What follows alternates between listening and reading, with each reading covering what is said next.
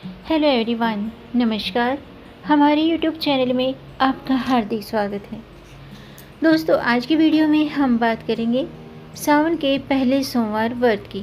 साल 2023 में सावन का पहला सोमवार व्रत कब है, सावन सोमवार व्रत की कथा, पूजा का शुभ मुहूर्त और इस दिन बनने वाले शुभ योग, साथ में जानेंगे सावन सोमवार व्रत की पूजा विधि और इस दिन किए जाने वाले खास उपाय। दोस्तों, सावन का पवित्र महीना शुरू हो चुका है। सावन का महीना भगवान शिव को समर्पित है। इस महीने में भगवान शिव की विशेष पूजा की जाती है और शिवलिंग के जलाभिषेक का विधान है। इस दिन विधि पूर्वक पूजा करके महादेव को प्रसन्न किया जाता है। सावन का जो महीना है वो 4 जुलाई से शुरू हो चुका है और 31 अगस्त को समाप्त होगा। इस महीने में सावन सोमवार, मंगला गौरी व्रत समेत कई शुभ योग बन रहे हैं और इस साल के सावन महीने में 8 सोमवार हैं।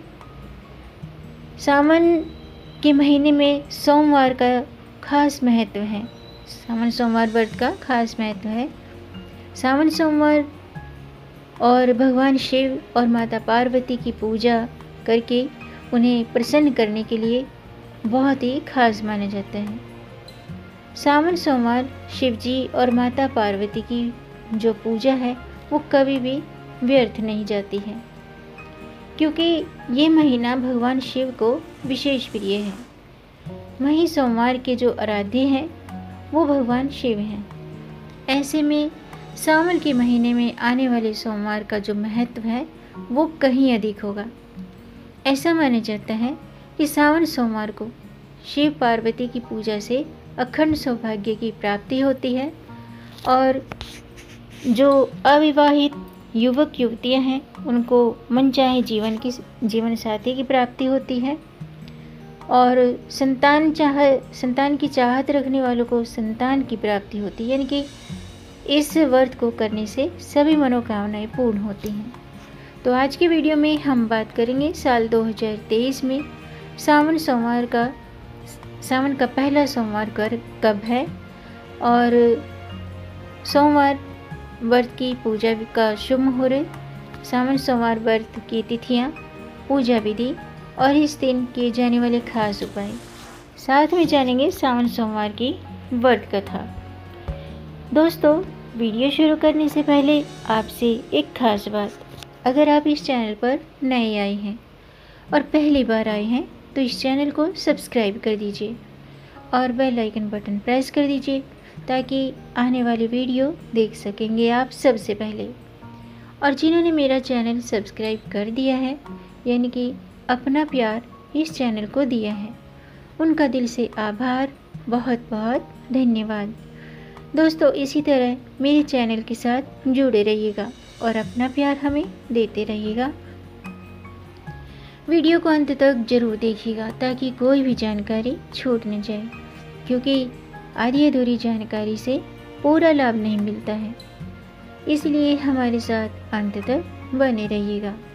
तो आइए शुरू करते हैं। दोस्तों, 4 जुलाई मंगलवार से सावन की शुरुआत हो चुकी है और 10 जुलाई को सावन मास के पहले सोमवार का व्रत किया जाएगा। सावन का महीना भगवान शिव का प्रिय महीना है और इस बार मल्ल मास या पुरुषोत्तम मास की वजह से 4 नहीं बल्कि 8 सोमवार का व्रत किया जाएगा। यानी कि धार्मिक मान्यताओं के अनुसार पूरे वर्ष शिव पूजा का जो पुण्य मिलता है वह सावन सोमवार में भगवान शिव का जलाभिषेक और बेलपत्र अर्पित करने से प्राप्त हो जाता है। सोने पर सुहागा ये है कि इस बार सावन के पहले सोमवार पर कई सुंदर योग बन रहे हैं, जिससे इसका महत्व कई गुना बढ़ गया है। सावन सोमवार का पहला जो व्रत है वो 10 जुलाई को किया जाएगा। इस दिन रवि नामक सुंदर योग बन रहे हैं और पंचक काल भी समाप्त हो रहा है। साथ ही गुरु और चंद्रमा के एक राशि में होने पर गज केसरी नामक शुभ योग भी बन रहा है।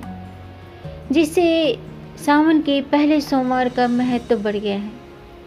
इसके साथ ही पुरुषोत्तम मास के स्वामी श्री हरि हैं, जिससे सावन में हरि और हर दोनों की कृपा प्राप्त करने का शुभ संयोग बन रहा है। 2 मास का सावन होने की वजह से शिव भक्त बेहद प्रसन्न हैं, क्योंकि सावन का हर दिन शिव कृपा दिलाने में सहायक होता है। साथ ही सावन के महीने में मंगला गौरी के व्रत की संख्या भी 9 हो गई है और सावन में एकादशी व्रत की संख्या भी 4 हो गई है।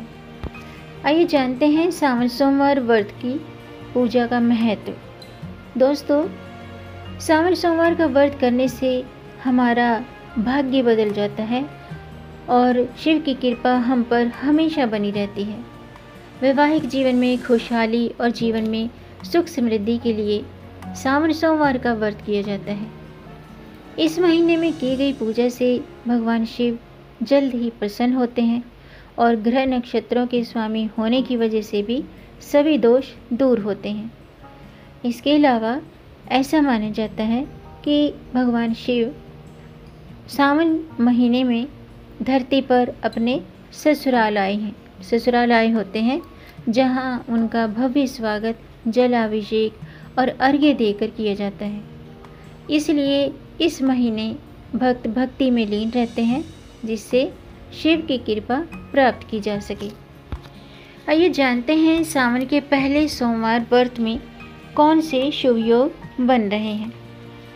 दोस्तों, सावन का पहला सोमवार व्रत 10 जुलाई को रखा जाएगा और पहले सावन सोमवार के दिन सुकर्मा योग, रेवती नक्षत्र और शिववास का योग रहेगा। सावन सोमवार को पूजा का शुभ मुहूर्त या अभिजीत मुहूर्त जो है वो 11:59 से दोपहर के 12:54 तक है। आइए बात करते हैं सावन सोमवार के व्रत की पूजा विधि। दोस्तों, इस दिन अगर आप व्रत रखते हैं तो सोमवार के दिन ब्रह्म मुहूर्त में उठें और स्नान आदि से निवृत्त होकर स्वच्छ वस्त्र धारण करें और व्रत का संकल्प लें। यानी कि हाथ में अक्षत लेकर व्रत का संकल्प करना चाहिए। इसके बाद शिवालय में जाकर शिवलिंग पर गंगा जल, बेलपत्र, सुपारी, फल फूल, भांग धतूरा ये सभी चीज़ें अर्पित करें और भगवान शिव के मंत्रों का जाप करते रहें। इसके अलावा भगवान शिव को सफ़ेद चंदन, अक्षत, कपूर, धूप दीप, बेलपत्र, शमी के पुष्प और दूध से बनी मिठाई चीज़ें रखें। सबसे पहले दूध, दही, घी, शक्कर, शहद, गंगा जल और गन्ने के रस से शिव जी का अभिषेक करें और फिर स्वच्छ जल से स्नान कराएं। अभिषेक के बाद पूजन की सभी सामग्री अर्पित करें और ओम नमः शिवाय मंत्र का जाप करते रहें। भोग में भगवान को दूध से बनी मिठाई या फिर चावल से बनी खीर अर्पित करें। इसके बाद सावन सोमवार की व्रत पढ़ें, सावन सोमवार व्रत की कथा पढ़ें या सुनें और अंत में आरती करें। इस प्रकार सावन सोमवार के दिन किया गया व्रत और पूजन से भक्तों की सभी मनोकामनाएं पूर्ण होती हैं। आइए जानते हैं कि सुख समृद्धि के लिए और मनवांछित फल की प्राप्ति के लिए इस दिन कौन से उपाय करने चाहिए। दोस्तों, सावन के महीने में महादेव के साथ माता पार्वती की पूजा जरूर करनी चाहिए। ऐसा माना जाता है कि सावन के महीने में जो भी शिव भक्त भोलेनाथ की विधि विधान से पूजा अर्चना करता है तो उसके जीवन में हमेशा सुख और समृद्धि बनी रहती है। भगवान शिव की पूजा के लिए और ख़ास तौर पर वैवाहिक जीवन के लिए सोमवार की पूजा की जाती है। अगर कुंडली में विवाह का योग न हो या विवाह होने में अड़चनें आ रही हैं तो सावन के सोमवार पर व्रत अवश्य करना चाहिए, पूजा अवश्य करनी चाहिए। अगर कुंडली में आयु या फिर स्वास्थ्य बाधा हो या मानसिक स्थितियों की समस्या हो तब भी सावन के सोमवार की पूजा उत्तम होती है। सावन के सोमवार को शिव जी की पूजा सर्वोत्तम होती है, इसलिए इसमें मुख्य रूप से शिवलिंग की पूजा होती है और उस पर जल और बेलपत्र अर्पित किया जाता है। सावन के व्रत को लेकर ऐसा माना जाता है कि इस व्रत को करने से भगवान शिव अपने भक्तों की मुराद जल्दी ही पूर्ण करते हैं। सोमवार का दिन भगवान शिव को समर्पित है और इसलिए भगवान शिव की पूजा और व्रत करने का महत्व और भी ज़्यादा बढ़ जाता है। यदि आप सोमवार के व्रत करते हैं, सावन सोमवार के व्रत करते हैं, तो आपको सावन सोमवार की व्रत कथा जरूर पढ़नी चाहिए, क्योंकि इसके बिना आपका व्रत अधूरा माना जाता है। तो अब मैं व्रत कथा शुरू करती हूँ, आप भी ध्यान से सुनिएगा। देवों के देव महादेव बहुत ही भोले माने जाते हैं, इसलिए उनका एक नाम भोलेनाथ भी है। पौराणिक मान्यताओं के अनुसार भगवान शंकर को प्रसन्न करने के लिए किसी भी तरह की खास विशेष पूजन की आवश्यकता नहीं होती, क्योंकि कहा जाता है कि वे तो भोले हैं और भक्त के मन से की गई क्षणिक मात्र की भक्ति भी वो शीघ्र ही स्वीकार कर लेते हैं और प्रसन्न हो जाते हैं। अगर आप भी शिव की भक्ति और कृपा पाने के लिए सावन सोमवार का व्रत करते हैं, तो इस कथा को जरूर पढ़ना चाहिए या सुनना चाहिए। ऐसा करने से व्रत का पूरा फल प्राप्त होता है। एक बार किसी नगर में एक साहूकार था। उसके घर में धन की कोई कमी नहीं थी, लेकिन कोई संतान न होने के कारण वह दुखी रहता था। संतान प्राप्ति के लिए वह हर सोमवार को व्रत रखता था और पूरी श्रद्धा के साथ शिव मंदिर जाकर भगवान शिव और माता पार्वती की पूजा करता था। उसकी भक्ति देखकर एक दिन माँ पार्वती प्रसन्न होकर भगवान शिव से साहूकार की मनोकामना पूर्ण करने का निवेदन करती हैं। पार्वती जी के आग्रह पर भगवान शिव ने कहा कि हे पार्वती, इस संसार में हर प्राणी को उसके कर्मों का फल मिलता है और जिसके भाग्य में जो हो उसे भोगना ही पड़ता है। लेकिन पार्वती ने साहूकार की भक्ति देखकर उसकी मनोकामना पूर्ण करने की इच्छा व्यक्त की। माता पार्वती के आग्रह पर शिव जी ने साहूकार को पुत्र प्राप्ति का वरदान तो दिया, लेकिन उन्होंने बताया कि ये बालक 12 वर्ष तक ही जीवित रहेगा और इस गुफा में, यानी कि भगवान भोलेनाथ ने माता पार्वती को कहा कि ये जो बालक है इसकी आयु 12 वर्ष तक है। माता पार्वती और भगवान शिव की बातचीत को साहूकार सुन रहा था, इसलिए उसे ना तो इस बात की खुशी थी और ना ही दुख। वे पहले की भांति शिव जी की पूजा करता रहा। कुछ समय के बाद साहूकार की पत्नी ने एक पुत्र को जन्म दिया। जब ये बालक 11 वर्ष का हुआ तो उसे पढ़ने के लिए काशी भेज दिया गया। साहूकार ने पुत्र के मामा को बुलाकर उसे बहुत सारा धन देते हुए कहा कि तुम इस बालक को काशी विद्या प्राप्ति के लिए ले जाओ। तुम लोग रास्ते में यज्ञ कराते जाना और ब्राह्मणों को भोजन दक्षिणा देते हुए जाना। दोनों मामा भांजे इसी तरह यज्ञ कराते हुए, ब्राह्मणों को दान दक्षिणा देते हुए काशी नगरी निकल पड़े। इस दौरान रात्रि में एक नगर पड़ा जहाँ नगर के राजा की कन्या का विवाह था, लेकिन जिस राजकुमार से उसका विवाह होने वाला था वो एक आंख से काना था। राजकुमार के पिता ने अपने पुत्र के काना होने की बात को छुपाने के लिए सोचा, क्यों न उसने साहूकार के पुत्र को दूल्हा बनाकर राजकुमारी से विवाह करा दूं। विवाह के बाद उसको धन देकर विदा कर दूंगा और राजकुमारी को अपने नगर ले जाऊंगा। लड़के को दूल्हे के वस्त्र पहनाकर राजकुमारी से विवाह करा दिया गया। साहूकार का पुत्र ईमानदार था, उसे ये बात सही नहीं लगी, इसलिए उसने अवसर पाकर राजकुमारी के दुपट्टे पर लिखा कि तुम्हारा विवाह तो मेरे साथ हुआ है, लेकिन जिस राजकुमार के संग तुम्हें भेजा जाएगा वे एक आँख से काना है। मैं तो काशी पढ़ने जा रहा हूँ। जब राजकुमारी ने चुनरी पर लिखी बातें पढ़ी तो उसने अपने माता पिता को ये बात बताई। राजा ने अपनी पुत्री को विदा नहीं किया। फिर बारात वापस चली गई। दूसरी ओर साहूकार का लड़का और उसका मामा काशी पहुँचे और वहाँ जाकर उन्होंने यज्ञ किया। जिस दिन लड़का 12 साल का हुआ उस दिन भी यज्ञ का आयोजन था। लड़के ने अपने मामा से कहा कि मेरी तबीयत कुछ ठीक नहीं है। मामा ने कहा तुम अंदर जाकर आराम कर लो। शिवजी के वरदान अनुसार कुछ ही देर में उस बालक के प्राण निकल गए। मृत भांजे को देखकर उसके मामा ने विलाप करना शुरू किया। संयोगवश उसी समय शिवजी और माता पार्वती उधर से जा रहे थे। पार्वती माता ने भोलेनाथ से कहा कि स्वामी, मुझे इसके रोने के स्वर सहन नहीं हो रहा है।